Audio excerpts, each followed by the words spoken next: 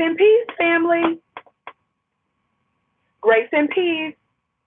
My name is Vicki Dillard, and I'm a very proud Your Black World contributor, as well as Fly Nubian Queen TV contributor, the network for melanated women like you. Come on in, Black family. Come on in, giving us the thumbs up, thumbs up, thumbs up. Come on in, giving us the thumbs up. Be sure to like, be sure to share. Welcome on in, welcome on in. We're here talking about the problem of the so-called educated lane. It is the war of the educated lanes versus the so-called Pookie and Ray Ray. Are y'all hearing me? Come on in, Black family. Come on in. Come on in, come on in, come on in. My name is Vicki Dillard, and I'm so pleased that you're with us. Give us a thumbs up, family. Make sure that you text the word voice, VOYCE, to 31996 so that you're able to receive phone notifications when we're going live from time to time. Also, we want you to know that you can subscribe to this network that you're watching us on, as well as FlyNubianQueenTV.com. If you want to get your Black business together, if you want to grow your Black dollars in order to experience a greater level of freedom, make sure that you connect with us at FlyNubianMoney.com, FlyNubianBusiness.com, FlyNubianMoney.com, FlyNubianBusiness.com, as well as the BlackBusinessSchool.com, the BlackBusinessSchool.com. Make sure that you connect with us there, family. I'm going to complete part two really quick here in a couple of minutes of what I was saying. Unfortunately, we got disconnected earlier. We were having a little tech issues because of the thundering and lightning earlier, and we just got disconnected just now. But I was just about, I'm just about in this live here right now. And be sure to, for those of you that haven't, check out the first part of what we did when we discussed the arrogance of the so-called educated lane. I want to say, shout out, okay, I see you in the build. I see you, Sister Nyla, Brother Taz, and others. Shout out to, I think I may have seen a moderator come in. I can't see but so much on this device. But shout out to each of you that came back. Again, for those of you that might be watching this the first time, please be sure to check out the first part of this. Again, that's titled The Arrogance of the Educated Lane. I'm going to end this here quickly. We discussed the fact of what a so-called educated lane is. And that being those that have formal education, those that consider themselves to conform to societal norms and rules, those that don't have children out of wedlock, and that sort of things, and that don't have any brushes with the law, as opposed to other Black men that they consider to be basically the opposite of that. There is a school of thought that I've been hearing from that has rejected anybody that does not conform to such characteristics and traits, and I believe have gone too far in their criticism of them and unnecessarily created factions and divisions amongst us. Why do I say unnecessary factions and divisions? It's important because Black folks are under attack in more ways than one, that we don't need another battle between each other. We need to be on the same team. And the labeling that we've given each other as it relates to the Pookie and Ray Rays and the educated lanes is problematic because it weakens us, because we're fighting each other versus acting as a cohesive unit. And not only that, we're using white supremacist terms and phrases, and we know that white supremacy itself is a lie.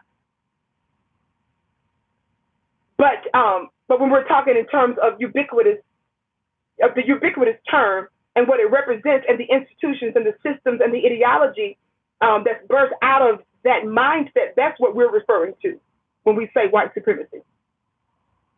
But it causes us to unnecessarily fight and have divisions amongst ourselves, and that's problematic. It also, to me, shows a major element of envy and jealousy amongst our own people. Like it or lump it, that's a big part of it. Now,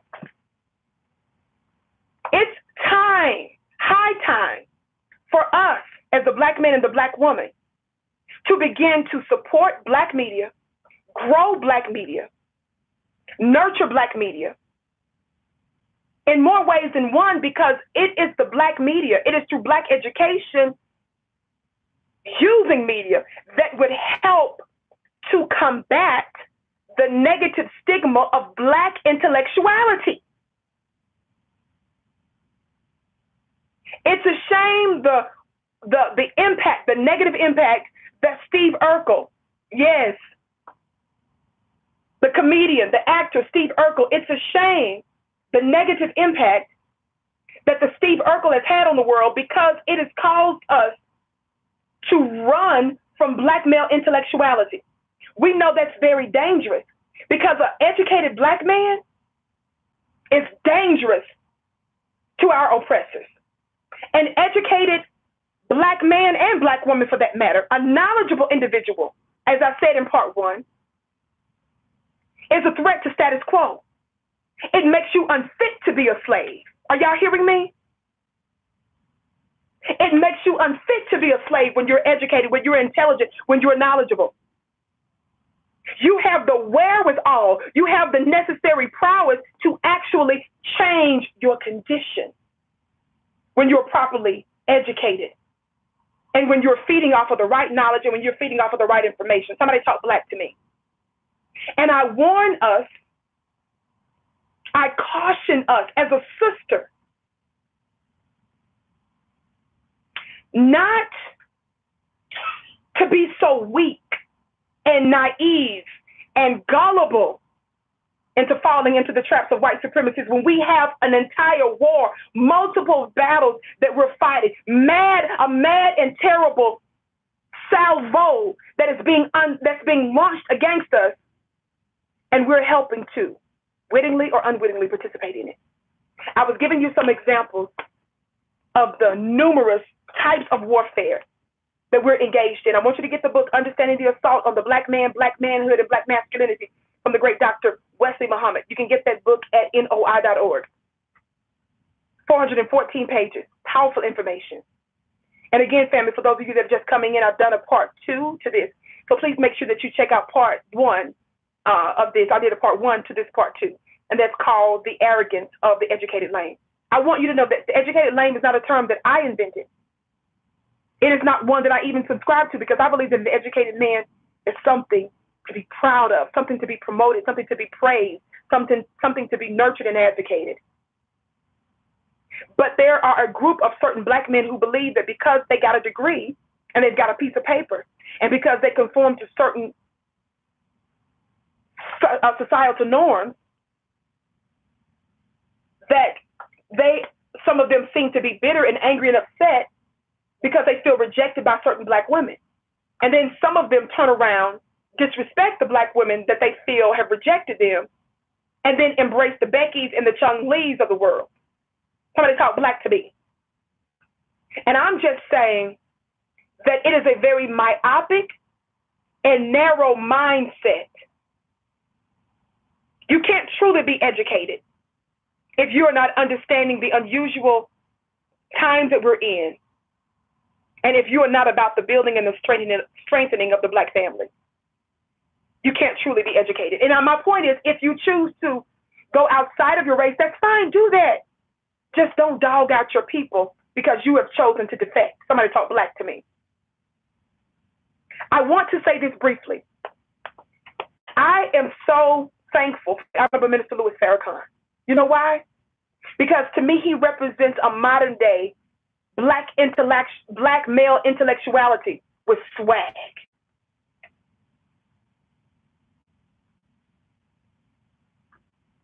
I love the Malcolm X image of the world. You know why? Because Malcolm X was extraordinarily intelligent, extraordinarily charismatic, spiritual, godly, but fierce. He had that warrior spirit too. And I believe that that's what's lacking a little bit in some of the educated lanes. And they want to be congratulated for that. They want to be congratulated for their ease and for their docility. Do I need to repeat that? It's not that you have an education, brothers, that anybody's mad at you for. It's not because you wear glasses. It's not because you love STEM, the sciences, technology, engineering, mathematics. not because of that at all. I believe it has a lot to do with the fact that you refused to not just be a book reader. Ooh, I hope y'all ready for this. You refused to become a book. That's what that swag is about. It's not just about talking some kind of way or trying to act like another brother. Swag is being uniquely you. And it's working that head knowledge, that speculative knowledge, and it's making it relatable. It's making it applicable in your own life. Yes, go ahead and steal that, Taz. Absolutely. Don't just read a book. You become a book. In fact, the scriptures even say that. It says that Jesus said, lo, I come in the volume of a book. It's been written of me. Go with that swag. All of that knowledge, that information. If you got a degree in medicine, heal your people. If you are a hip-hop artist, guess what? Do something that's going to bless and uplift your people. If you have an entrepreneur spirit, go in business, make money, hire some of your people. Support Black institutions and businesses. Whatever it is that your thing is, make it work for you with your feet. Incorporate your hands and your feet with that, not just your head. Perhaps that's the reason why you feel you lack that swag, bruh. It's not because somebody is asking you to be like a so-called Pookie and Ray Ray. It's that we're asking that you embrace and know who you are. Be unashamed in your being, and at the same time, you got to be a warrior. Some of you are too much. You're too tied to your docility. You're okay with using your iPhone and recording a Black woman getting beat up, but you won't intervene. See, we can sense that spirit about you. That right there, we can sense whether or not that right there about you is why they don't want you. So don't lie to me. Come on, let me just keep it real. Moist is exactly right. It is the condensation of it all. Y'all don't make me do that today. It is the condensation of it all. But some of you who are educated lanes, you don't want that warrior spirit stuff. You don't want to hear about that. You want to be at ease all the time. But because of the times that we're in, bro, we all got to be soldiers. And no, the war ain't fair. It's a guerrilla type warfare, but it doesn't mean that we have to lose. In the same way that our brothers and sisters from Haiti teaches us that they incorporate the spiritual Black arts and how they beat the brakes off of Napoleon. And it wasn't just Napoleon that they sent packing. We too often forget that they sent a couple of other powerful European armies to flight. But they engaged in the spiritual arts. Even when they were considered to be the underdogs, when their weapons weren't superior. Are y'all talking Black to me? So I just wanted to add that part. And finally, family, because I'm going to keep it short. And again, I apologize for the disconnected and tech issues that we had. But let me help you with this second part here. I want you to keep in mind a movie, and ironically, a movie that's written by a Black man who was caught up in some stuff by a Becky and then still ended up marrying a Becky. But nevertheless, let me focus on the accuracy of the movie. Y'all know who I'm talking about? Nate Parker. The movie that he did, The Birth of a Nation. Let's focus on The Birth of the Nation, the actual accuracies of the movie and what it was about. Of course, it had to do with Nat Turner, right? Nat Turner, that preacher, warrior. Yes, Nate Parker. Now, we know in the movie it's about Nat Turner, right? So we know that it's based upon the true story of this Black man who was a preacher and who was sent out to other plantations to keep the other slaves in check. What does that mean? It means that he was sent as a spiritual extinguisher.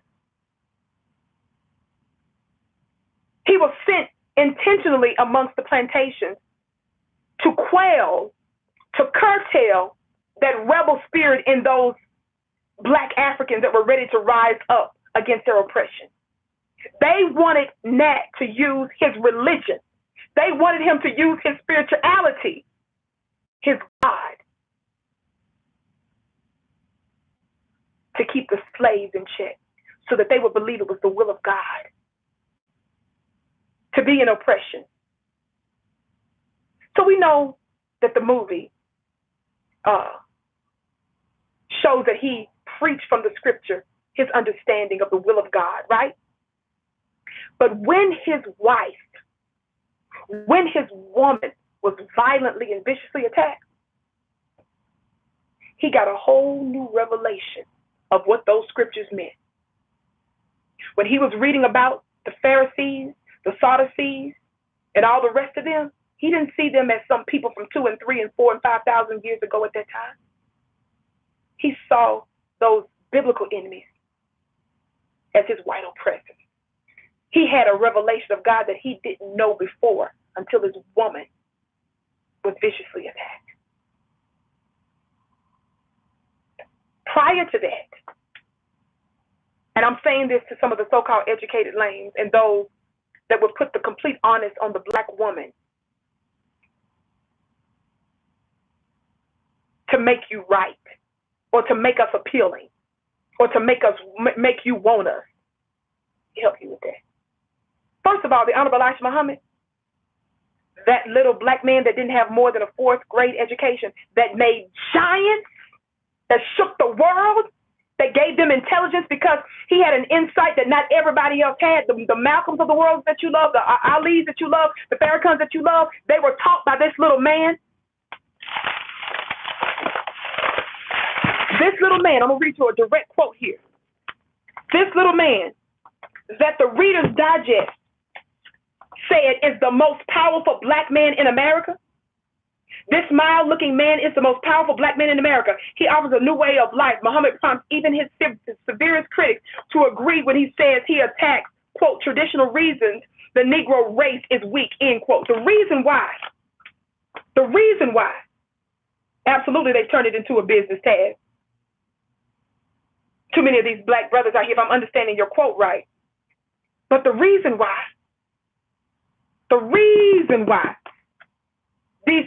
this powerful black man with no more than a 4th grade education was loved. He made giants. He turned that hooker and that prostitute into an upstanding woman. He took that heroin addict and made them into something else. They became world shakers and history makers. Let me say this. He also said this. The Honorable Elijah Muhammad said, there's no such thing as a no good woman, except she was first made that way by a no good man. Woo! Somebody talk black to me. I'm getting ready to go, family. This little man made this powerful statement and is known for this statement for dang near a century. He says that there is no such thing as a no good woman. Another man said this, I said. He says there is no such thing as a no good woman, except she was made that way by a no good man. I said another man said that. That's just another perspective that I want you all to keep in mind. But back to this movie real quick. The part that I want you to take away, the principle I want you to take away from the movie is not just the warrior spirit from Nat Turner, but I want you to take away that part where he meets the woman that he would marry. I love the way they tell that love story. And I believe it's a principle. I've said this before. It's a way to approach and heal black relationships, in my humble opinion. One of the many things. Don't get me wrong. We've got many things to do in the black family to address this issue, but this is one of the ways. What did he do? Nat Turner, when he was out driving for his white master, his white slave master, they came upon a sale of black bodies. Is that right, family? And when he came upon the sale of this black this black people, this black woman who was unkempt, her hair was matted up, she appeared to have mental issues, She wasn't speaking intelligently. But Nat, from a distance, even in her disheveled condition, even in what y'all would say, her unattractive condition, he begged that white man, he begged his slave master to buy her, to purchase her. Ultimately, the white man purchased her, even though he was looking at Nat real suspiciously as to why he wanted him to buy her. He purchased her, right, in the movie. But when he purchased her, and they got to the plantation, Nat, who was the one that begged the white man to buy her, he knew that he would have a chance to be good to that black woman. That of all the different plantations that she might be on, his might be one of the safest. When he got ready, Nat Turner that is, to get back to the plantation because they put the woman in the back of the wagon, do you know that he was trying to help her and she attacked him physically?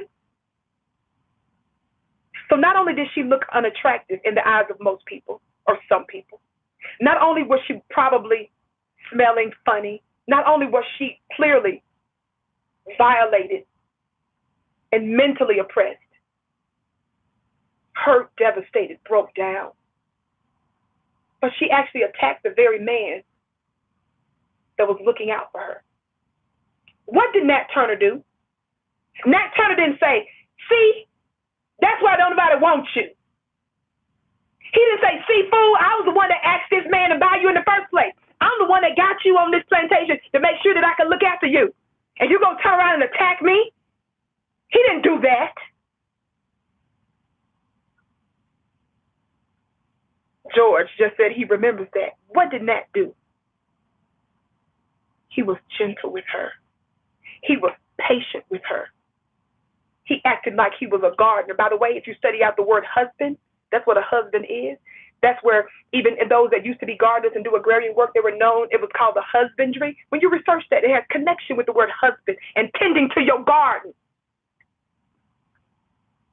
He understood that this sister had a connection with her, with him, that Becky doesn't have. Number one, he couldn't get with no Becky, number one, at that time anyway. Not legally, not publicly, and certainly not comfortably. But he understood her condition. That's number one. He knew who did that to her. And he went about nurturing his garden. And what happened, family, when he watered that garden? What happened, family, when he tended to his garden? She blossomed, and you best believe she rewarded him with good fruit. That's what I want to leave as a visual. The movie was meant to be as accurate as possible, but I'm sure they had to use their imagination for some parts of it. The point is well taken, though, when it comes down to his approach of this woman, his woman in the movie. Nurturing your natural ally, black man. Tending to her. Don't get me wrong. There are some thoughts over there. Trust and believe. I know some. I'm not saying that you need to marry them. Somebody talk black to me. There are some black women that have lost their minds, and that's just straight trifling. Let me go on record to be very, very clear about that. Let's not try to pretend like they're the norm. And let's not pretend like they're not other black women that you can't nurture or that's not worthy of building with. Somebody talk black to me. I want to be real clear about that. I just wanted to give you that visual to consider as you approach relationships. We women have a lot to do too. But that's not what this show is about today. This show was about addressing, adding my 2 cents, just a little bit, because I didn't get through half of what I wanted to say, not even a fourth of what I wanted to say. But I just wanted to share a few things with you all to consider in this talk about what it means to be an educated lame, as opposed to the so-called Pookie and Ray Rays of the world and the problem with making these unnecessary factions and divisions within the black community, seeing that we're at war, seeing we have so many existential problems.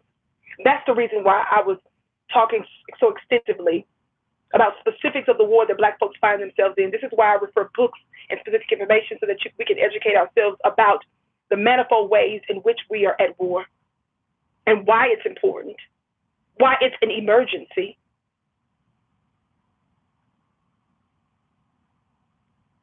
And why it's important that we unify.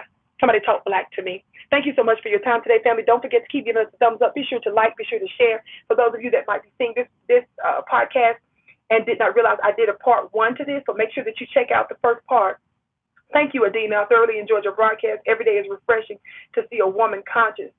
Oh, thank you so much. That comment just went away, so I can't see the rest of what you said. But to all of those who gave, thank you. To all of those that commented, thank you. To every one of you that said talk black to me, thank you. To those of you who didn't do any of that, to those of you who just listened, it's my honor, it's my privilege to be with you, and I thank you so much for being a part of the new black media that's manifested right here on yourblackworldtv.com and flynubianqueentv.com. It's not only going to air here. Shout out to Dr. Boyce Watkins, where he broadcasts, allows my content to be broadcast on a number of different platforms, and that is such a great honor. Thank you for tuning in, family. I always believe that notwithstanding the hateration of some of these other platforms, I believe that the right people at the right time will hear this broadcast. Big shout out to Nyla Says. Bless you, beautiful black woman. I know that you are blessed, Brother Taz. Big shout out to the GOAT himself, to Taz, that was in the digital building. Thank you all so much. I was inspired by this. In part because of you, and shout out to the good work that you do, particularly some of the content that I myself have learned from, where you all go in speaking on behalf of black people and telling the good stories of black people. Thank you so much, you all, for doing that. Shout out to each and every one of you. Again, my name is Vicki Dillard. Follow me on Instagram at VickiXDillard. Make sure that you text the word voice to 31996. Be sure to connect with the Black Business School. Please put this information in the comment section if one of my moderators is still here. The Black Business School, that way, for free, you can start for free. And thereafter, you're able to get all kinds of other content for as little as a Happy Meal Black family. And you're going to be taught by capable, qualified black experts. It's not a one-man show. It's not a one-woman show at the Black Business School. It's numerous black educators there. We want you to grow your black businesses, and we want you to have the resources necessary in order to grow a strong black nation. We always want to come with some type of solution. That's not all of them, but that's at least one thing that we can do together. Again, thank you so much for tuning in, Black family. Shout out to the moderators that always does such a beautiful job here. I leave you in the manner in which I came, that is in peace. Thank you again, family. Assalamu alaikum. Shalom.